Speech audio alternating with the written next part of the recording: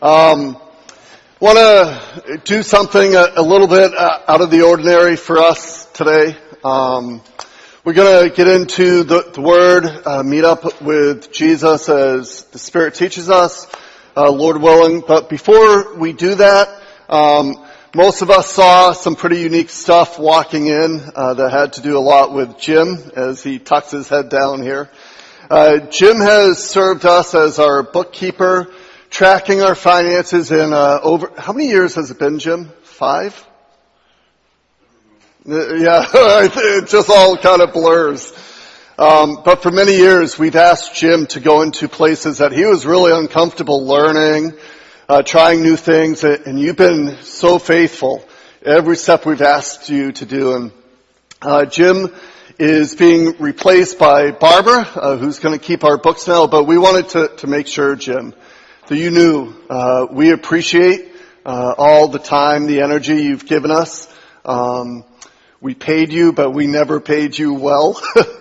And we are just blessed by what you've given us all these years. So we wanted to say thank you with a little celebration out there. So we want to just invite you to stay after church for a bit. I think we're going to have some hot dogs, right?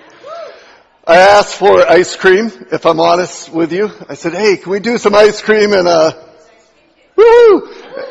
And then because you've been so involved in our finances, Lisa's like, well, we have tons of hot dogs left over. Maybe we could use those. And so it's a hot dog ice cream kind of thing. But we wanted to give you a little gift as a way to say thanks, Jim. Thank you for looking through it.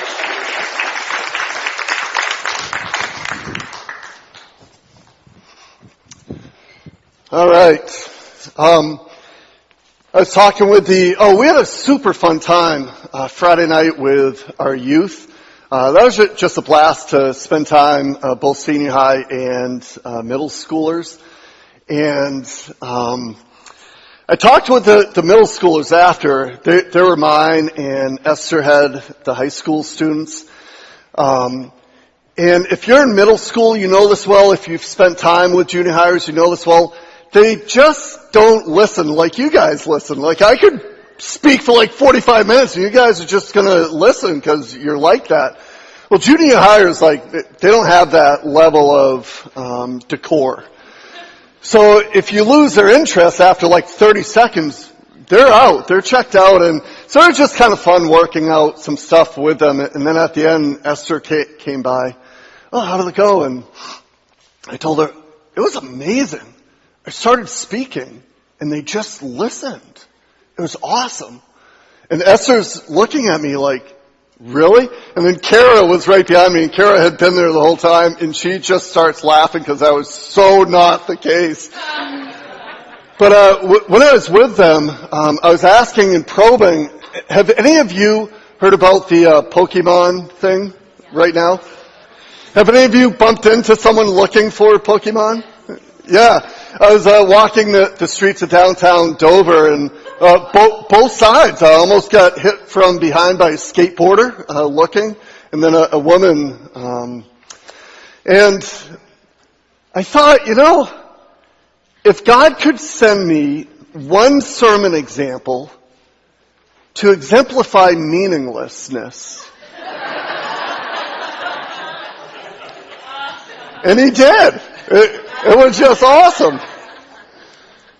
My neighbor was in my front yard. He's Ethan's age, like 16, and literally in our front yard looking at his phone. And so I walked out, and we're good friends with him. And I was like, Jason, don't even tell me. And he's like, yeah, I am. I'm like, why are you doing this? And he says, because there's one right here. And I'm like, Jason, eye contact. Look at me. There's nothing here.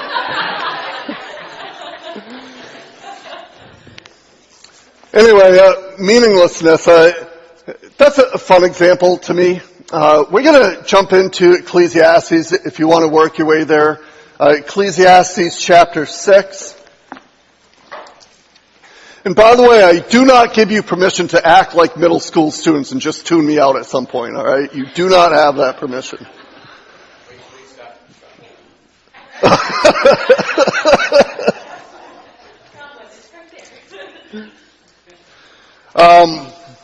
Solomon, he's the man behind the book of Ecclesiastes. If you've been with us at all over the past couple weeks, you've kind of caught the narrative. Solomon is a king who's not just a king. He is the wisest, wealthiest, most powerful king of the whole world, not just of Israel. And God just blessed him with amazing opportunities. And so Solomon, because he's a guy who liked to think and process and ask and explore, he's one of those guys, he took the thing that's probably hardest that we joke about, the meaning of life, and he set all of his resources, all of his power, all of his wealth in many different ways to try to figure out, how can I find some meaning in life? Is there any significance out here? And so the book of Ecclesiastes has been essentially his journal, as he's been throwing parties for thousands of people every single day, and at the end of it saying, it's all vain. It's vanity. It's like a vapor. It doesn't mean anything. And then he went on to produce, and he became an incredible producer. Some of the things that Solomon built, you could still go to Israel today and see some of the impact that Solomon had. And even at the end of that, Solomon concludes, it's not here. Where's the meaning in life? I need it. I want it. And then finally, he kind of grabs that last phase of life, that retirement, take it all in, try to recline. He's got hundreds and hundreds and hundreds of wives and concubines. And he pursues something that we would call hedonism, that you're just trying to do whatever you want to please yourself, whether it's recreation or sexual or other distractions in life. And he goes headlong in, and at the end has the same conclusion. It's meaningless. Meaningless.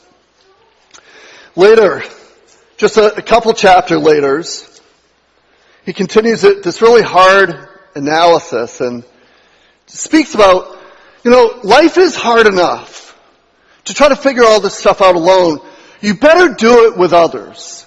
Like, you better have some kind of community that you can process with, that you can cry with, that you can ask questions with, because it's horrible to be alone and try to process this thing. But it sure is better to have others asking and exploring with you. And I wonder, if I asked you at this point, if you've been a part of the series for more than like a week or two, I wonder how you would answer the question, what's your summary of Ecclesiastes? I wonder what kind of words come to mind. Certainly, you would probably include something about meaningless, right? Maybe something about vain. Maybe you'd throw in the word, man, it's really depressing. It's really hard working through Ecclesiastes. So, I want to lighten the load and tell you I've got good news for you this morning. We've got some difficult verses, but it's only 12 difficult verses, okay? The bad news is there's only 12 verses this morning, so they're all tough. They're all tough.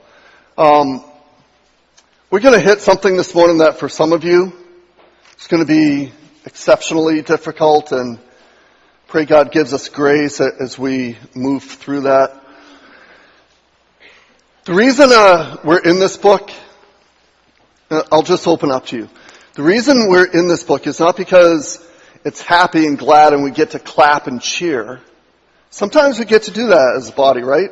Sometimes the sermons are really like uplifting and encouraging, and there's the heavens and Jesus is great.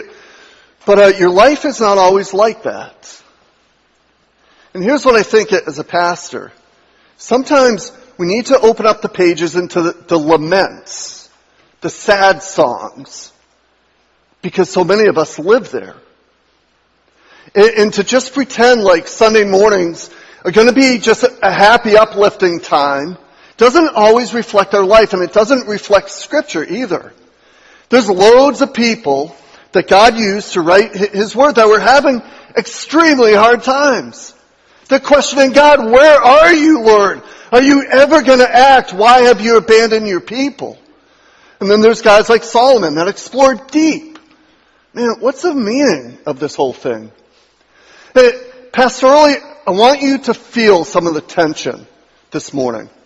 Some of you naturally will feel it when we read the passages. You're going to be like, yes, I'm asking that, I'm feeling it, that's what I'm resonating with. For others of you, you're not there. Maybe you've already asked some of these questions and you've moved beyond. I just ask you to feel the tension that we're going to experience in here, okay? All right, chapter 6, beginning in verse 1. I've seen another evil under the sun, and it weighs heavily on men, and he's going to give a summary statement here in verse 2.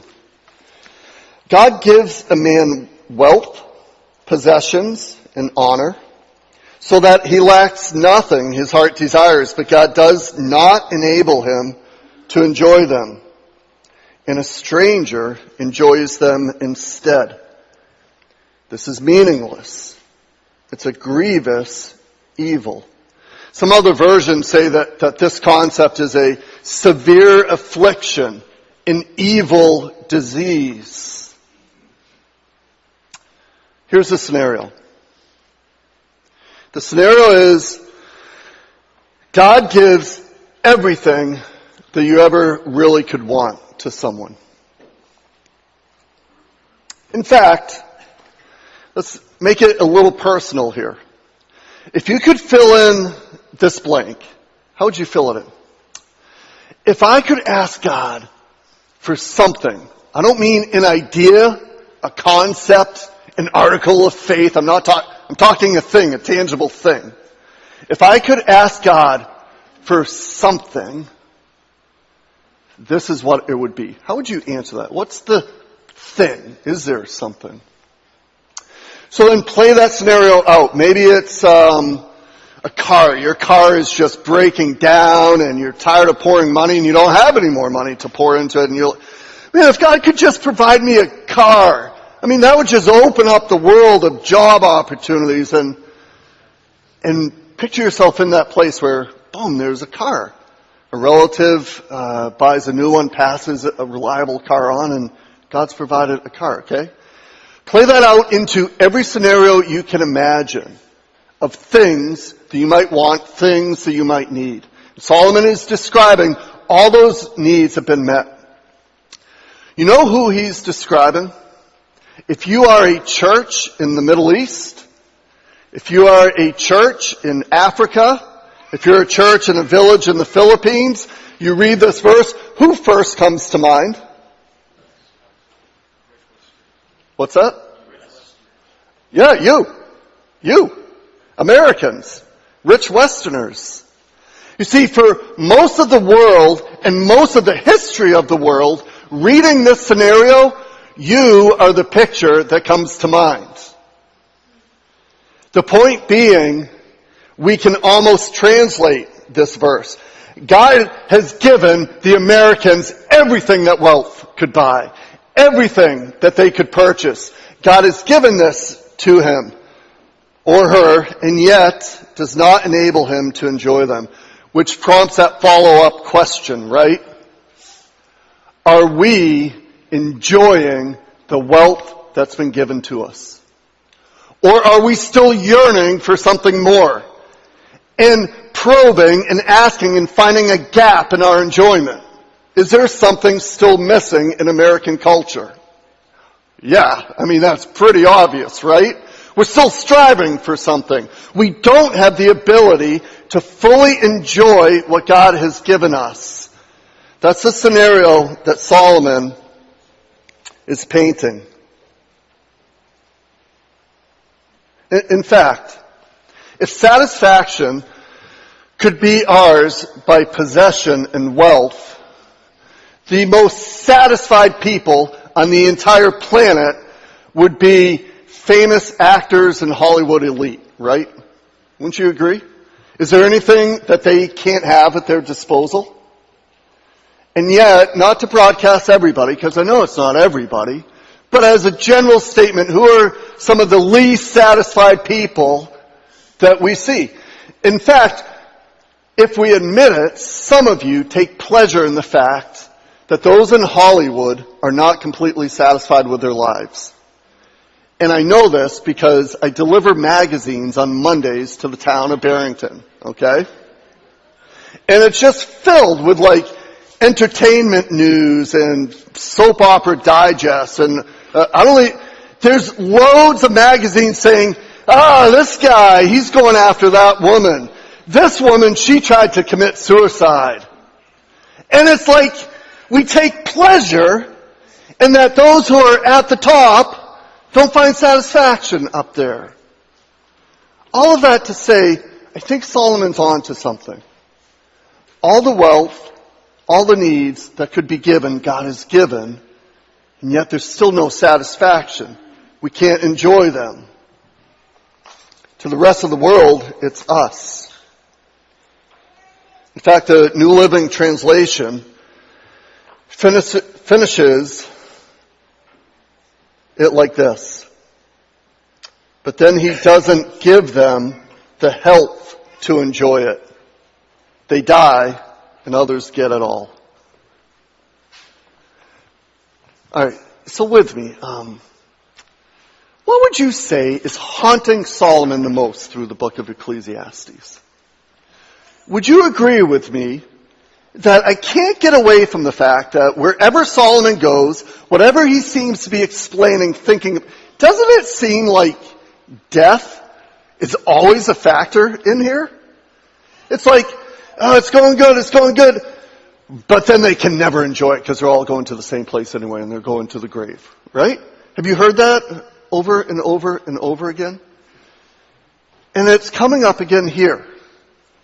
That God gives a lot, there's no enjoyment because at the end of the day it's all going to end, is what he's expressing. In fact, I want you to just hear this passage. Some of you have heard this before. It comes out of Luke. It's Jesus speaking. Just listen to this passage with the backdrop of Ecclesiastes, okay? Here we go. Then Jesus said to them, "Watch out.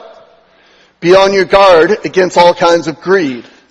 A man's life does not consist in the abundance of his possessions." And so he told them this parable. The ground of a certain rich man produced a good crop. And he thought to himself, "What shall I do? I have no place to store my crops." So then he said, this is what I'll do. I'll tear down my barns and I'll build bigger ones. And there I will store all my grain and my goods. And I'll say to myself, "You have plenty of good things laid up for many years. Take life easy, eat, drink, and be merry." But God said to him, "You fool, this very night your life will be demanded from you. And then who will get what you have prepared for yourself?" I think Jesus is picking right up on what Solomon's putting out in front of us. There will be a day the enjoyment comes to an end, and then who's going to get what you work so hard for? Strangers. Well, what's the point of it all then? And if any thought goes into life, I think it's the end that haunts most people. That pushes the question forward. What's the purpose? Where's the satisfaction? Where's the true enjoyment if it's just for a moment? If it's just for a moment. And this is the haunting reality for Solomon. He can taste that inner soul satisfaction. He can taste it, but he can't consume it. And he's going to use a tough analogy, and this is where it's going to be hard. And there's no real way for me to be sensitive to this other than to recognize some of you have been hurt deeply. You've lost a baby. You've lost a baby in utero. And maybe that was very recently. You shared tears and you and your husband were just devastated. And maybe that experience was like 30 years ago, 50 years ago. And you still remember it like it was yesterday. The pain it just comes up. He's going to use that analogy here. But I think, because it's so hard, I think that's the point. Right? I think that the reaction that we're going to have when he uses this analogy is the point of why he would use this analogy. The misery of what he's discovering of life under the sun is deep, painful, torturous for him. So he's going to explore it. Verse 3. A man may have 100 children and live many years. We would call that blessed, right? 100, no, we wouldn't call that blessed, Esther says. If you were an Israelite back in Solomon's day, having 100 kids, you're blessed, all right? In America, 2.5. For maybe some homeschoolers, 7.5. So Solomon's putting out this picture. I mean, this guy's loaded with blessing. He's got kids, are working the farm, lots of land. He's just very prosperous here. A man may have 100 children and live many years. Yet no matter how long he lives, if he cannot enjoy his prosperity and does not receive proper burial, I say that a stillborn child is better off than he. It comes without meaning. It departs in darkness. And in darkness its name is shrouded. Though it never saw the sun or knew anything, it has more rest than does that man. Even if he lives 1,000 years, twice over, but fails to enjoy his prosperity. Do not all go to the same place. Solomon can't get away from the end of the matter. This whole idea that, man, if you're fortunate and you're healthy, you've got 80 years. Oh, man, if you hit 90, that's amazing. 100, outstanding. And in the scope of eternity, what is that? It's this blip on the radar. But even if you push it out, and this guy lives thousands of years, the fact of the matter, there's an end to it. And as soon as you put an end to it, Solomon can't get past the question, then what's the point of it all? Do you get that? Here's how I know there's something about Solomon that's right. You know, I've never given this counsel to someone. I've never said, oh, but they've lived a long life and that must make it better, right? I've just chosen, pastorally, I don't go there. Why? Because it doesn't satisfy my soul. But 80 years wasn't enough. She's supposed to be with us.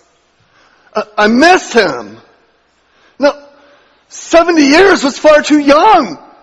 Yeah, they had a full life, but the end has come and we weren't meant for this. And there's a hole in my heart now, and I've never found that counsel to me satisfying. Oh, they lived a long life. Wasn't it good? Well, yeah, I'm thankful for it, but the pain is there. They're taken from me. The end has come. And whether it's 10 years or whether it's 100 years, there's a shared experience in there. This is hard. This is really hard. And this is, let me just share this too. I have never given this counsel to parents who have just lost a child either. I've never walked up to a parent grieving the loss of a child and said, well, doesn't it make you feel better that he's better off than us who are suffering miserably through this life? I lost a nephew. My sister lost her son years ago now. But it's as close as a miscarriage got to us. And I remember I was in the CE building, got a phone call. I was in a meeting, maybe even with some of you, and just flooded. Tears started flooding down. I mean, she was like 8.5 months pregnant, 38 weeks. We were getting ready for a celebration of Jeremiah coming in. And then I get the phone call. Jeremiah's died. The umbilical cord wrapped around his neck. And he didn't make it. There's no way. I had the thought, well, at least he didn't have to suffer through this life. Right? Right? I want to say, Solomon is making a point here that we need to hear, even if we wouldn't repeat it to moms and dads. The point being, if you don't know what to do with the end, it will drive you so insane if you spend any time thinking about it, that at least a child who never knew this life never has to struggle with. That's where Solomon is. That's how deep this has driven him into asking and questioning. Because I don't want you to dismiss his point. He's expressing how hard, how meaningless, such a severe affliction it is to have to let go of life under the sun. Because when you play that back, when you play the tape back, when we have to let go of life under the sun, we've got to ask the question, well then what's the point of life under the sun? Which is where Solomon's at here. And in his point, I agree with him, it doesn't matter if life is 1,000 years with loads of kids, death is going to steal it all. So he goes on, verse 7. All man's efforts are for his mouth, yet his appetite is never satisfied. Appetite and food in this context is really our desires, our dreams, the things we're going for, the things that motivate us, the things that we'd like to work hard for. Their life itself, the components of life is what he's talking about here. All of man's efforts are for his mouth, yet his appetite is never satisfied. What advantage has a wise man over a fool? What does a poor man gain by knowing how to conduct himself before others? Better what the eye sees than the roving of the appetite. This too is meaningless, a chasing after the wind. And he's telling us the dreams we have, the life that we're living, the things that we're going, the things that you hold really dear right now. You know, those special things. We work to feed them. We work to feed the appetite, to provide for our families, to pass on an inheritance, to live well, to be generous, to be able to retire, all of it. And yet Solomon says, it's like this treadmill. All right. Here's an analogy. This will work for some of you. It'll drive Kara crazy. If there's one activity under the sun that I can't stand, it's running. All right? I will run under circumstances. If there's something really scary behind me, I'll run. I will run if there's some kids playing soccer and I'm in, I'll run. But just to tell me, hey Scott, go run, to me is like, why? What? No. But because culturally, I'm in this culture that's like so health crazy, and you gotta eat right, and you gotta exercise, you gotta do all this stuff. Every so often in my life, I've gone through these cycles where like, fine, I'll go run, and I buy some running sneakers, and I go out, and eventually I've found that spins me into getting a membership to a gym. So at some point I'm like, hey, I'm doing well, and I'm getting fit again, and hey, I should really join a gym. And Planet Fitness is the cheapest one around, and so typically that's where I go back. And we're probably now at the point where they're like, oh, you're back again, Scott. Oh, cool. All right, so if there's one thing I hate more than running, it's running on a treadmill. At least running, you see stuff and you're going somewhere. You always return to the same place, but at least you take some sort of route back. On a treadmill, this is why there's a load of TVs why there's a stand for a book and a plug for your iPod. Anything you can do to get your mind off the fact you're not going anywhere, you know? If they can distract you long enough, maybe you'll suffer through your 20 minutes and make it to the end and be like, wow, that was really good. Running on a treadmill literally is punishment for me. It's not physical, well, it is physical punishment. All right, let's just be truthful. But what it does to my mind, literally, maybe for some of you, you've gotten over this. But the first minute is horrible for me. Because my mind is like, what am I doing? How long is this going to last? This thing is just spinning under your feet. Scott, you're staring out the window. You might as well generate some electricity. Hey, you're like a hamster here. This is great. My mind goes through all that because the uselessness, the meaninglessness of it, I can't escape. And finally, after like a minute, I'm breathing hard enough that I can't think anymore, and I just got to finish off. And I don't know, maybe a treadmill is the best example of what Solomon's putting out. Our appetite's never satisfied. We just keep going, but we keep circling through, and then we need more, and our appetite's not. And we go, and we go, and we go, and we go. And then Solomon is asking, what's the point? It's all going to come to a crashing end. It's all going to come to a crashing end. So why keep traveling this treadmill of life? Your thirst is never going to be quenched. So if you're thinking about going to college, you should go. All right. I want to say that again to parents because some of you parents may come and get mad at me here. Your kids should go to college. It's a good thing. All right. Yeah, assuming it's free. Even if it's not free, it's a good thing. College education is a good thing. Go for it. Get it. However you need to get it. I can't think of anything more relevant, though, than chasing after education to demonstrate a point here. Okay? So here we go. I want to share this story with you. Did everyone hear me? Is college like a good thing for a lot of people? Yes. Okay, here we go. There once was a businessman who was sitting by the beach in a small Brazilian village. Have any of you heard this analogy? All right, a couple of you, bear with me here. There was a businessman who was sitting by the beach in a small Brazilian village, and as he sat, he saw a Brazilian fisherman rowing a small boat toward the shore, having caught quite a few big fish. Well, the businessman was impressed, and he asked the fisherman, how long does it take you to catch so many fish? And the fisherman replied, oh, just a short while. Well, then, why don't you stay out and longer at sea and you can catch even more? The businessman was just astonished.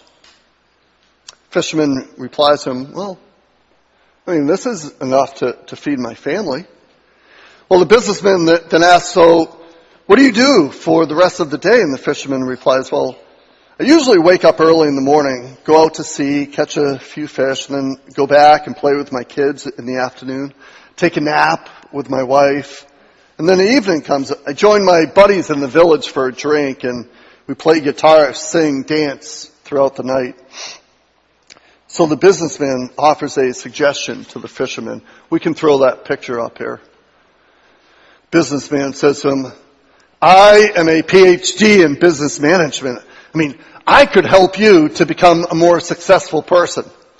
From now on, you should spend more time at sea and try to catch as many fish as possible. And then, when you've saved enough money, you could buy a bigger boat and then catch even more fish. Soon, you'll be able to afford even more boats. Set up your own company, your own production plant for canned food distributions. I can help you with the networking, and by then you'll have moved out of this village into Sao Paulo, where you can set up HQ to manage your other branches. So the fisherman asks, and then after that? The businessman laughs deeply. After that, you can live like a king in your own house, and when the time is right, you can go public and float your shares on the stock exchange, and you'll be rich. And the fisherman asks, and after that? The businessman says, well, after that, you can finally retire. You can move to a house by the fishing village, wake up early in the morning. You can catch a few fish and then return home to play with the kids, have a nice afternoon nap with your wife. And when the evening comes, you can go out with your buddies, get a drink in the village, play guitar, sing, dance throughout the night. And the fisherman, with puzzlement, says to the businessman, isn't that what I'm doing right now? And Solomon says, better it is what the eye sees than the roving of the appetite. Meaning sometimes what's right in front of us is the best thing to enjoy and to take hold of. And not always living our life years out and plans out and into retirement, that sometimes chasing after our appetite is not the place where we're going to find contentment. Sometimes it's right what the eyes can see right in front of us. So he ends his chapter here. Whatever exists has already been named, and what man is has been known. No man can contend with one who is stronger than he. Do you hear him? God has set this whole thing up. God is moving this forward. This is the plan that God has. We can't navigate it any differently. It is what it is what he's saying. Verse 11. All right, husbands, just tune in to this verse, all right? You may find some opportunity at some point to use these. It just is. I mean, this is God's word, right? The more the words, the less the meaning. Which is, I can say it safely from the pulpit up here. You know those people that call you and 15 minutes into the conversation, you realize they just needed the time that the meeting was. And you're like, that took like 14 minutes longer than it could have. And Solomon really is going after here. No matter how much we talk about it, no matter how much we philosophize about it, no matter how much we want to try to dance around with our words, it's not going to change a thing. Nothing's going to change it. Verse 12. Woman, don't be mad at me. I was just kidding. It was a joke, right? We can laugh together a little bit here and there. Wow. All right. We're all getting hot. Verse 12. For who knows what is good for a man in life during the few and meaningless days he passes through like a shadow? Who can tell him what will happen under the sun after he is gone? Can I answer Solomon's question for him? Because I'm really itching to do so. Do you know what provides meaning in this life? It's not your riches, it's not your wealth, it's not your job, it's not your family, it's not your thousands of kids that will carry on your family name. It's none of that. There's only one place that we can turn that brings our eyes from life under the sun to beginning to see life beyond the sun. And his name is Jesus. You know what Solomon needs? It's one of the disciples coming up to him to say, Solomon, I have a secret. In just a few hundred years, there's someone coming. You've got to listen to your prophet, Solomon, because they're pointing the way. Life under the sun, it is meaningless unless there's something beyond the sun. You get that? The hardest thing I have to do pastorally is the funeral for an unbeliever. Can you imagine? Maybe some of you have had that experience. Great guy, great life, great family man. I see all that. I value all that. That's what we speak about. But the haunting thing that the family doesn't ask, but they can't get around is, what now? And the haunting thing is I try to help a family grieve, that I speak into it only if the grieving family opens that door, is, what now? There's this elephant in the room. What was it all about? Because he's gone now. And so you hear the phrases, right? Oh, he's gone, but he'll never be forgotten. Well, what does that matter? It feels good. It's a good bumper sticker. We see them all around town for folks who have passed away. We remember, well, great. But what does that gain? How does that add meaning to life? Do you see? That's where Solomon is. That torturous life under the sun. It has no value. I can't find it. And I'm so thankful. If you're in that place this morning, if you're maybe asking questions for the first time, for the 20th time, I am so glad that your Father in heaven gave you His Son to lift us up beyond life under the sun, to begin to see and enjoy life beyond the sun. You see, in the resurrection of Jesus, He died for our sins. He rose to claim the victorious kingship that we can trust Him. But there's something else that happened in the resurrection. And I want to share with you, the resurrection has leaked. The joy and the victory of resurrection has leaked right into life under the sun, into your life.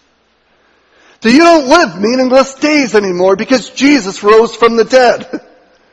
You ask the questions, but you have an answer for the questions because Jesus rose from the dead.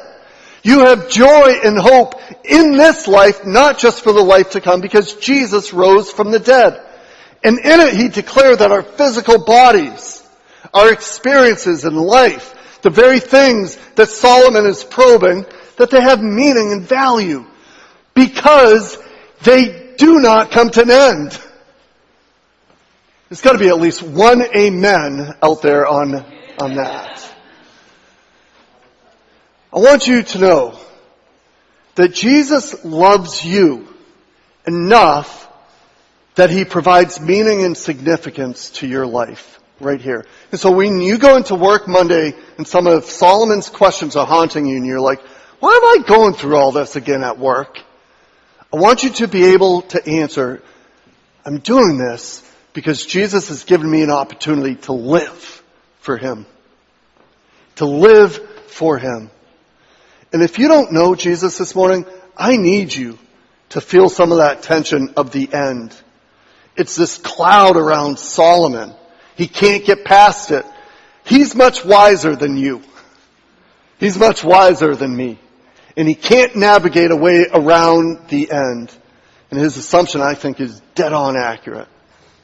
Therefore, it's all meaningless. I want you, if you don't know Jesus this morning, to begin to know the God who created you has paved a path of meaning and significance for you. That as you come to Jesus in faith, it's not just sins that are forgiven, although that's awesome. It's not just your penalty that God has paid on your behalf, but He's opened up fullness of life to you. Jesus has come that you may have life and have it to the fullest, right? Amen. That there's not a meaninglessness anymore. Because this life matters because eternity rips open onto the scene. And I hope you can find great joy in that. Whether you're following Jesus, whether you're probing. God just says we come to Him humbly, in faith, and accept what Jesus did for us on the cross. And all of eternity and its joys rush into our life even now to provide meaning, significance, joy for you. And we would love the opportunity to pray with you, to explore that more with you. There's loads of folks in this church that would love that conversation. Let me invite our worship team up, Nick and Sherry, as we close in prayer.